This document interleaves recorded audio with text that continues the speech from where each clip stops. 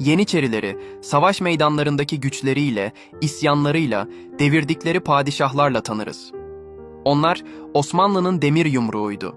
Ama her kışlanın, her ocağın duvarları arasında bir de fısıltıyla konuşulan, tarih kitaplarının pek yazmadığı, üzeri örtülen bir hikaye vardır.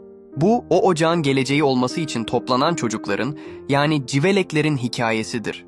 Ve bu hikaye bir kahramanlık öyküsü değildir.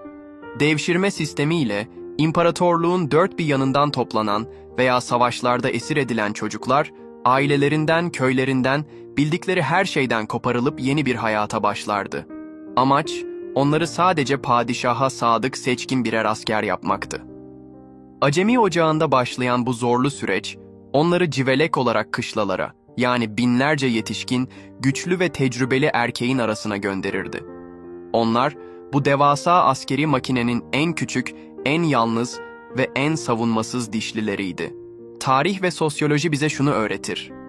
Dış dünyaya kapalı, katı bir hiyerarşinin ve mutlak itaatin beklendiği tek cinsiyetli topluluklar, bu bir manastır da olabilir, bir yatılı okul da, bir kışla da, kendi içlerinde tehlikeli güç dinamikleri yaratır. Güçlü olanın zayıf üzerinde mutlak bir otoritesi vardır. Yeniçeri Ocağı da tam olarak böyle bir yapıydı. Usta-çırak veya ağa-acemi ilişkisi, koruyucu bir yapıdan, istismara açık bir hale kolayca evrilebiliyordu.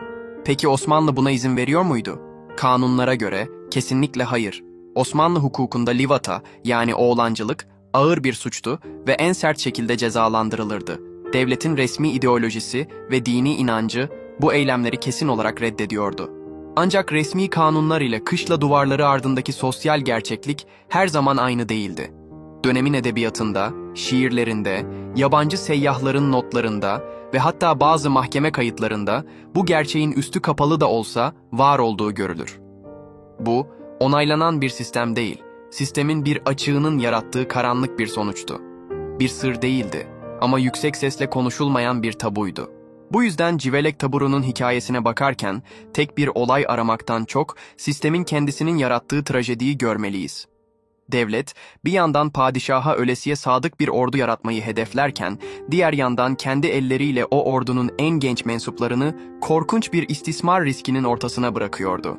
Bu, tarihin en acı çelişkilerinden ve en sessiz çığlıklarından biridir. Belki de kayıp hikayeler, en çok da bu hiç anlatılmayanlardır.